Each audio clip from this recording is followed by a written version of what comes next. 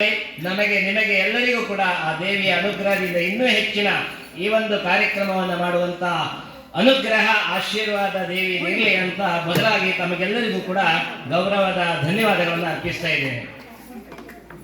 ನಮ್ಮ ಮಕ್ಕಳ ಭಜನಾ ತಂಡ ಕೇವಲ ಉಡುಪಿ ಜಿಲ್ಲಾದ್ಯಂತ ಅಲ್ಲ, ರಾಜ್ಯಾದ್ಯಂತ, ಈಗ ರಾಷ್ಟ್ರಾದ್ಯಂತಕ್ಕೆ ಹೆಸರು ಮಾಡುವಂತಹ ಹಂತದಲ್ಲಿದೆ ಅಂತೇಳಿ ನಾನು ಬಲ್ಲೆ. ಅದನ್ನು ನೋಡ್ತಾ ಇದ್ದೇನೆ, ಅವರ ಬೆಳವಣಿಗೆಯನ್ನು ನೋಡ್ತಾ ಇದ್ದೇನೆ. ನಿಜವಾಗಿ ಮಕ್ಕಳು ಇವತ್ತು ಇಂದಿನ ಮಕ್ಕಳೇ ಮುಂದಿನ ಪ್ರಜೆಗಳು ಅಂತ ಹೇಳಿದಾಗೆ ನಮ್ಮ ಭವ್ಯ ಭಾರತದ ಒಂದು ಇತಿಹಾಸ ಪುನಃ ಜಗದ್ಗುರು ಸ್ಥಾನಕ್ಕೆ ಹೋಗಬೇಕಾದ್ರೆ ಈ ಹಂತದಲ್ಲೇ ಬೆಳೆಯಬೇಕು.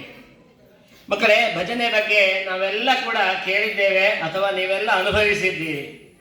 ದೇವರಿಗೆ ಅತ್ಯಂತ ಪ್ರಿಯವಾದಂಥದ್ದು ಯಾವುದಾದ್ರೂ ಒಂದು ಪೂಜೆ ಇದ್ದರೆ, ಯಾವುದಾದ್ರೂ ಒಂದು ಸೇವೆ ಇದ್ರೆ ಅಥವಾ ಯಜ್ಞ ಯಾಗಾದಿಗಳಿದ್ರೆ ಅದೆಲ್ಲಕ್ಕಿಂತಲೂ ಪ್ರಧಾನವಾದದ್ದು ಭಜನೆ.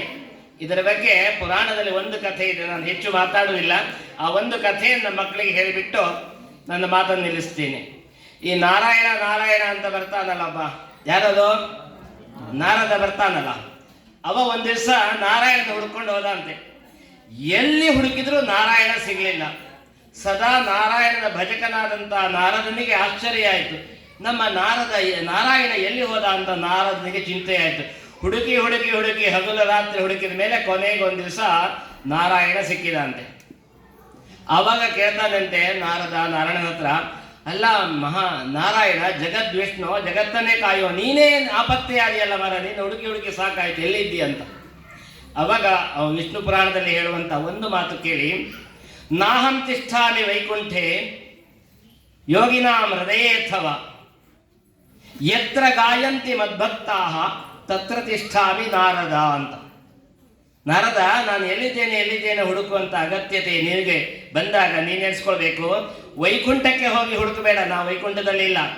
ಅಥವಾ ಯೋಗಿನಾಂ ಹೃದಯ, ಯೋಗಿಗಳು ಎಲ್ಲ ತಪಸ್ಸು ಮಾಡ್ತಾ ಇರ್ತಾರಲ್ಲ ಯೋಗಿಗಳು, ಅಂತ ಯೋಗಿಗಳ ಹತ್ರ ನಾನಿರುವುದಿಲ್ಲ. ಯತ್ರ ಗಾಯಂತಿ ಮದ್ಭಕ್ತಾಹ, ನನ್ನ ಭಕ್ತರು ಎಲ್ಲಿ ನನ್ನನ್ನು ಗಾಯಂತಿ ಅಂದರೆ ಹಾಡುತ್ತಾರೋ, ಭಜಿಸ್ತಾರೋ, ಸಂಗೀತದ ಮೂಲಕ ನನ್ನನ್ನು ಆರಾಧಿಸ್ತಾರೋ, ತತ್ರ ತಿಷ್ಠಾಮಿ ನಾರದ, ನಾನು ಅಲ್ಲಿ ಇರ್ತೇನೆ ಅಂತ. ಹರೇರ್ನಾಮ ಹರೇರ್ನಾಮ ಹರೇರ್ನಾಮೈವ ಕೇವಲಂ ನಾಸ್ತ್ಯನ್ಯಥ ನಾಸ್ತ್ಯೈವ ಗತಿರನ್ಯಥ ಅಂತ ಇನ್ನೊಂದು ಕಡೆ ಬರುತ್ತೆ. ಹರಿಯ ನಾಮವನ್ನು ಭಜಿಸುವುದಿದ್ರೆ ಭಜನೆ ಮಾತ್ರ. ಮತ್ತೆಲ್ಲ ನಾವು ಪೂಜೆ ಯಜ್ಞ ಯಾಗಾದಿಗಳನ್ನು ಹೋಮ ಹವನಗಳನ್ನು ಮಾಡ್ತೇವೆ, ಅಲ್ಲಿ ದೇವರನ್ನು ಹೊಗಳುವಂಥದ್ದು ಯಾವುದೂ ಇಲ್ಲ. ದೇವರಿಗೆ ಸಂತೋಷ ಆಗುವಂಥ ಸಂಗೀತ ಇಲ್ಲ.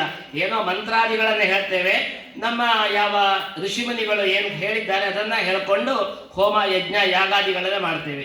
ಆದರೆ ಅಲ್ಲಿ ದೇವರು ಸಂತೋಷ ಪಡ್ತಾನೋ ಇಲ್ಲೋ ಭಗವಂತನೇ ಬಲ್ಲ. ಆದರೆ ದೇವರೇ ಹೇಳಿದ ಮಾತೆಂದ್ರೆ ಯತ್ರ ಗಾಯಂತಿ ಮದ್ಭಕ್ತಾಃ, ಈ ಚಿಕ್ಕ ಮಕ್ಕಳು ಯಾವಾಗ ತಾಳ ಹಿಡಿದು ಭಜನೆ ಮಾಡ್ತಾರೋ ತತ್ರ ತಿಷ್ಠಾಮಿ ನಾರದ, ಅಲ್ಲಿ ನಾನು ಅಲ್ಲಿ ಇರ್ತೇನೆ ಅಂತ ಭಗವಂತ ನಾರಾಯಣನೇ ಸ್ವತಃ ವಿಷ್ಣು ಪುರಾಣದಲ್ಲಿ ಹೇಳಿದ್ದಾರೆ. ಆದ್ದರಿಂದ ಭಜನೆ ಮಾಡುವ ಚಿಕ್ಕ ಮಕ್ಕಳೇ, ನಿಮ್ಮ ಜೀವನ ಸಾರ್ಥಕ, ನಿಮ್ಮ ಜನ್ಮ ಧನ್ಯ, ನಿಮಗೆ ಖಂಡಿತ ಉಜ್ವಲ ಭವಿಷ್ಯವನ್ನು ಭಗವನ್ ನಾರಾಯಣನೇ ನೀಡ್ತಾನೆ. ಆದ್ದರಿಂದ ನೀವೆಲ್ಲರೂ ಅಭಿನಂದನಾರ್ಹರು. ನಮ್ಮ ವಿಕಾಸ್ ಹೆಗಡೆಯವರು ತುಂಬ ಒಳ್ಳೆ ರೀತಿಯಲ್ಲಿ ಪ್ರಾಸ್ತಾವಿಕ ಮಾತನ್ನು ನಿರರ್ಗತೆಯಿಂದ ಹೇಳಿದರು.